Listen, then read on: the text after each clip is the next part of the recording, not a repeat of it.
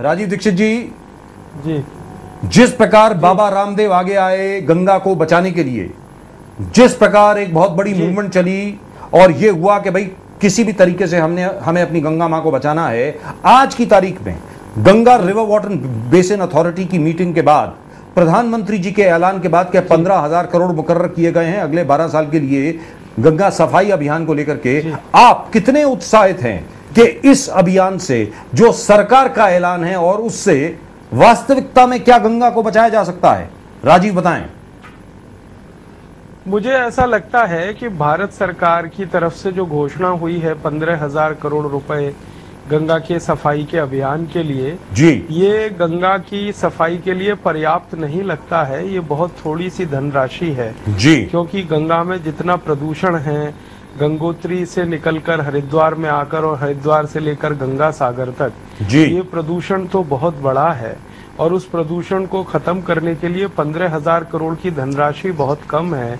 उस स्थिति में ये धनराशि और भी कम है जब भारत देश में ये कहा जाता है कि सरकार के द्वारा कोई भी 1 रुपया किसी भी विकास योजना में जब लगाया जाता है तो वास्तव में 15 पैसा ही उस विकास योजना में लगता है, 85 पैसा तो भ्रष्टाचार की भेंट चढ़ जाता है जी। तो इस 15,000 करोड़ में अगर 85% हिस्सा भ्रष्टाचार की भेंट चढ़ जाएगा तो मुश्किल से 3-1 करोड़ रुपए बचेगा।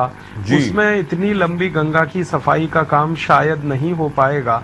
इसलिए मैं इसको लेकर बहुत उत्साहित तो नहीं हूँ। ये धनराशि तो और बड़ी होनी चाहिए थी। इस धनराशि को और ज्यादा हमारे देश की सरकार के द्वारा तय किया जाना चाहिए था, लेकिन सरकार ने सिर्फ 15,000 करोड़ की धनराशि तय की है। इससे भी ज्यादा बड़ा महत्व का प्रश्न है वो ये, गंगा के बारे में हमने जो थोड़ा बहुत अभ्यास किया है, क्योंकि भारत स्वाभिमान की तरफ से गंगा रक्षा मंच बनाया गया, परम पूजनीय स्वामी रामदेव जी उसके अध्यक्ष हैं, हम सब उनके सेनानी के रूप में काम कर रहे हैं। तो इस गंगा के प्रदूषण के बारे में जो सबसे महत्वपूर्ण तथ्य हमारे ध्यान में आया है वो ये कि गंगा हरिद्वार से लेकर गंगा सागर तक जहाँ गिरती है, वहाँ जितने गांव गंगा के किनारे पड़ते हैं उन गांवों का 1% भी प्रदूषण गंगा में नहीं मिलाया जा रहा है जी। और दूसरी तरफ जो शहर पड़ते हैं गंगा के किनारे, शहरों का ही सारा कचरा और मलबा गंगा के जल में प्रवाहित किया जा रहा है जी। और शहरों के द्वारा जो प्रदूषण हो रहा है गंगा के जल में, वो जो है इतना अधिक हो गया है कि कहीं कहीं स्थानों पर गंगा का पानी ना पीने लायक रह गया है, ना आचमन करने लायक रह गया है, ना स्नान करने लायक रह गया है। तो इसलिए मुझे ऐसा लगता है कि भारत सरकार ने ये घोषणा जो की है ये आधी अधूरी घोषणा है। ये पूरी घोषणा तब होगी जब स्पेसिफिक रूप से भारत सरकार ये बताएगी कि गंगा के किनारे एक बड़ा शहर है कानपुर, गंगा के किनारे एक बड़ा शहर है इलाहाबाद, गंगा के किनारे एक बड़ा शहर है वाराणसी। ऐसे गंगा के किनारे जो बड़े शहर हैं जिनका मलबा और कचरा गंगा में डाला जा रहा है, उन शहरों के स्तर पर ऐसी क्या योजना सरकार के पास है जो गंगा में प्रदूषण को जाने से वो रोक सके। जब तक ये स्पष्ट नहीं होगा तब तक हमें नहीं लगता कि इस 15,000 करोड़ रुपए की घोषणा से कोई बड़ा काम होने वाला है। राजीव, और यहाँ पर हम ये बताना चाहेंगे आपको, इस वक्त हमारे साथ हैं राजीव दीक्षित जी। राजीव दीक्षित जी, एक और चीज आपके सामने रखना चाहेंगे, जिस बात की आपने बात करी बिल्कुल आप दुरुस्त फरमा रहे हैं। अगर हम लोग गोमुख से लेकर के गंगा सागर तक की बात करें तो हर रोज तकरीबन 3,000 करोड़ लीटर मल मूत्र और औद्योगिक मलबा डाला जाता है गंगा मैया में। यह है स्थिति आज की तारीख में।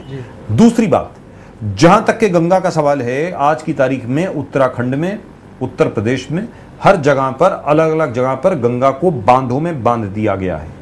जो पहले गंगा की एबिलिटी हुआ करती थी अपने आप को साफ करने की, क्योंकि गंगा का जल जो है ग्लेशियर से बनता था और वो गंगा जल आकर के पूरी गंगा मैया को साफ कर लिया करता था, वो आज की तारीख में जो सक्षमता थी गंगा में अपने आप को एक बार फिर पुनर्जीवित करने की, वो खत्म हो चुकी है क्योंकि हमने गंगा को बांध दिया है। आज की तारीख में भी उत्तराखंड में सरकार द्वारा 270 और डैम बनाने की बात की जा रही है, छोटे छोटे हाइड्रो इलेक्ट्रिक पावर स्टेशन बनाने की बात की जा रही है, और तकरीबन 7,000 किलोमीटर लंबी सुरंगों में गंगा को बंधी बनाया जाएगा। आप बताएं, आप सफाई तो करवा देंगे, 15,000 करोड़ के हो सकता है कि 1.5 लाख करोड़ हो जाएं, ऐसी कोई बात नहीं है, लेकिन गंगा मां की जो अपनी सक्षमता थी, जो खुद सक्षम है अपने आप को फिर दोबारा बिल्कुल पवित्र करने के लिए, जो सक्षमता है उनकी, जब तक वो हम रेस्टोर नहीं करेंगे उसके पहले ये सफाई से क्या फायदा होने वाला है? राजीव जी बताएं। हाँ, मैं इस बात से सहमत हूं आपकी कि गंगा के प्रदूषण को मात्र साफ कर देने से गंगा के अस्तित्व को हम बचा पाएंगे, ये कहना बहुत मुश्किल है। गंगा के अस्तित्व को बचाने के लिए दूसरे भी बड़े प्रश्न हैं जिनका समाधान खोजा जाना बहुत जरूरी है जी। जो अभी आप थोड़ी देर पहले कह रहे थे कि 7,000 किलोमीटर लंबी सुरंग में गंगा को बांधने की कोशिश हो रही है, 270 से ज्यादा छोटे बड़े बांध बनाकर गंगा को बांधने की कोशिश हो रही है जी। ये कुछ बड़े गंभीर प्रश्न हैं। इन पर सारे देश में राष्ट्रीय स्तर पर संवाद होना चाहिए, भारत के नागरिकों से पूछा जाना चाहिए, भारत के अन्य विशेषज्ञों से पूछा जाना चाहिए जो सरकार के बाहर हैं। खाली सरकारी विशेषज्ञों से पूछकर इस फैसले को कर लेना, मुझे लगता है कि वो इतना उपयुक्त नहीं है। भारत जैसे प्रजातांत्रिक देश में हमारे देश के करोड़ों लोगों की आस्था बहते हुए गंगा जल पर ही है। अगर गंगा का जल बहता रहता है तो करोड़ों लोगों की आस्था उससे जुड़ी हुई है। अगर वो गंगा का जल रुक जाता है तो फिर लोगों की आस्था उसमें टिकना संभव नहीं हो पाएगा। इसलिए करोड़ों लोगों से पूछा जाना चाहिए इस विषय पर कि ये हम जो करने जा रहे हैं वो उचित है, अनुचित है, ठीक है, गलत है। और देश के उन विशेषज्ञों से पूछा जाना चाहिए जो सरकार के बाहर हैं और एक अपनी इंडिपेंडेंट ओपिनियन इस बारे में रखते हैं।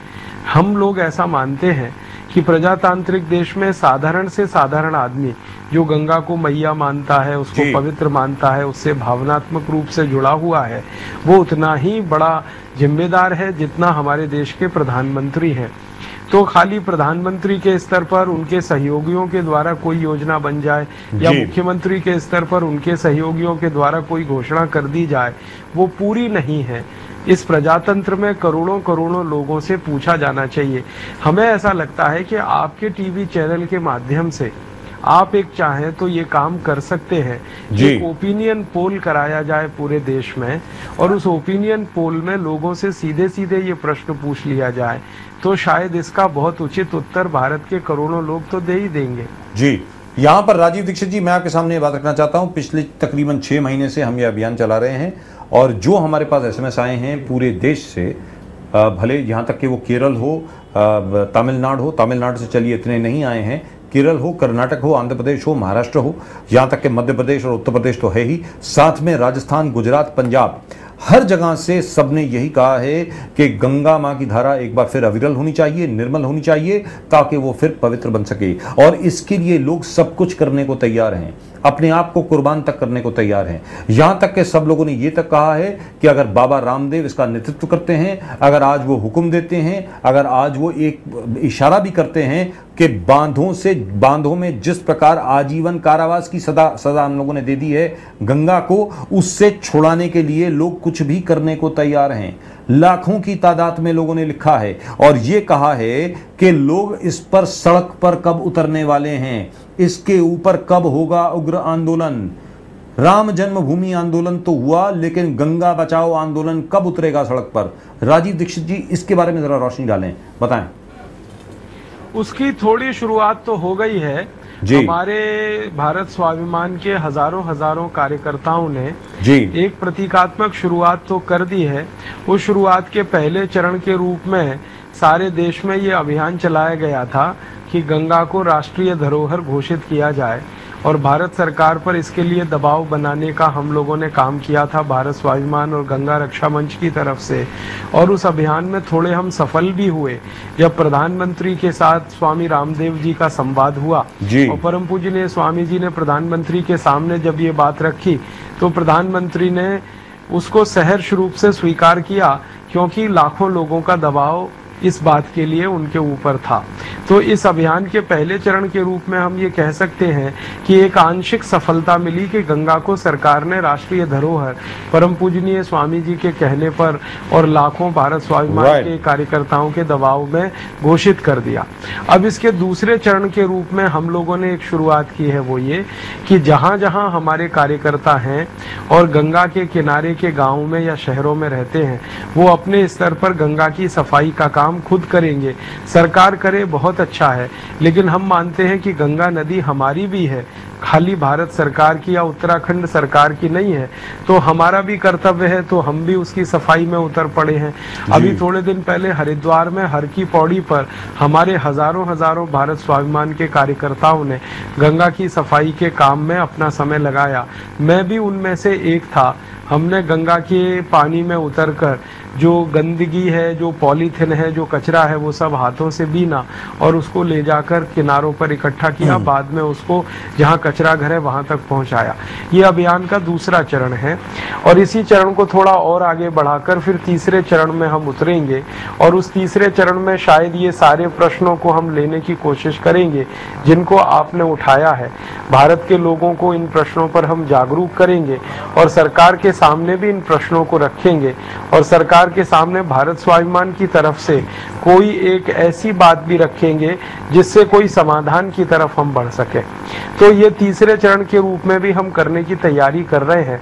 इस प्रश्न को हमने उतनी ही गंभीरता से लिया है जितनी गंभीरता से परम पूजनीय स्वामी रामदेव जी ने योग और प्राणायाम के प्रश्न को सारे देश और दुनिया में फैलाने के लिए लिया है। तो इस प्रश्न पर हम काफी गंभीर हैं और सारे देश में भारत स्वाभिमान के लाखों कार्यकर्ता इस पर उतर पड़ने के लिए तैयार हैं।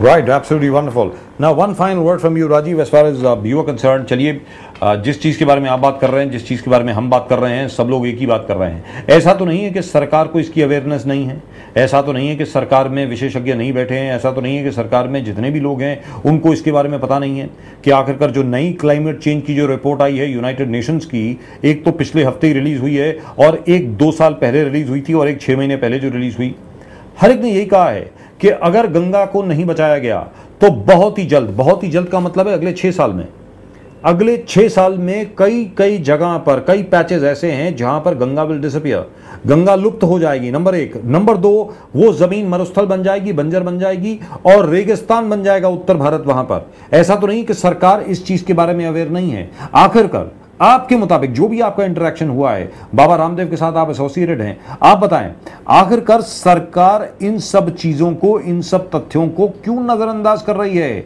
जंगल, गंगा जल और नदियों के अभाव में पूरा उत्तर भारत रेगिस्तान बन जाएगा और ये अभी होने वाला है। ये कोई 100 साल के बाद की बात नहीं है, ये अगले 5 साल में, 10 साल में, 15 साल में, 20 साल में होने वाला है। राजीव दीक्षित बताएं। मुझे ऐसा लगता है कि सरकार को इन सब तथ्यों की जानकारी तो होगी ही, जिन तथ्यों की जानकारी आपको है, हमें है, सभी को है, उनकी जानकारी सरकार को तो होगी ही और सरकार को शायद बेहतर जानकारी होगी, उनके पास विशेषज्ञ भी काफ़ी हैं, जानकारी उनके पास भी होगी। लेकिन हमारे देश के लिए जो दुर्भाग्य और अफसोस की बात है वो ये कि सत्य हमारे यहाँ कितना ही बड़ा हो, कितना ही पवित्र हो, जब तक उसके साथ शक्ति का प्रदर्शन नहीं होता तब तक हमारे यहाँ सत्य की विजय नहीं होती जी। दुर्भाग्य से इस समय हम प्रजातांत्रिक देश में हैं। इस प्रजातांत्रिक देश में सत्य को स्थापित कराने के लिए शक्ति का भी प्रदर्शन करना पड़ता है।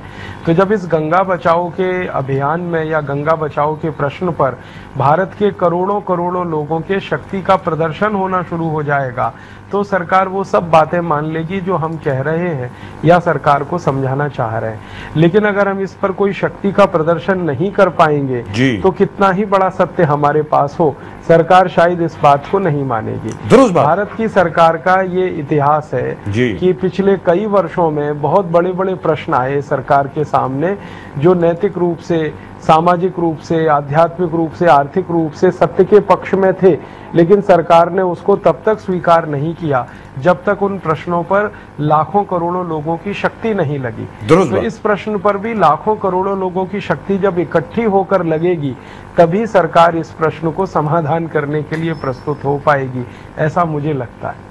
राजीव दीक्षित जी, कहने का मतलब ये हुआ जो आपने कहा, मैं कुछ और शब्दों में जरा कह दूं और ये बार बार मैं यहां पर कह रहा हूं कि क्या सरकार तभी जागेगी, क्या सरकार इन सब चीजों को तभी स्वीकार करेगी और सभी डिमांड्स के ऊपर, जो गंगा को लेकर के जितनी डिमांड्स हैं, जितनी भी मांगे हैं, उन सब को स्वीकार करते हुए इस जो भी पॉलिसी डिसीजन लेने चाहिए, नीति के तहत जो भी निर्णय लेने चाहिए, वो तब लेगी जब संसद का घेराव होगा, जब पार्लियामेंट का घेराव होगा लाखों लोगों द्वारा, जब हर जगह पर आंदोलन होगा, आक्रामक अभियान चलाया जाएगा, क्या तभी सरकार जागेगी? क्योंकि हिस्ट्री तो यही कहती है कि उसके बगैर कुछ होने वाला नहीं है, उसके बगैर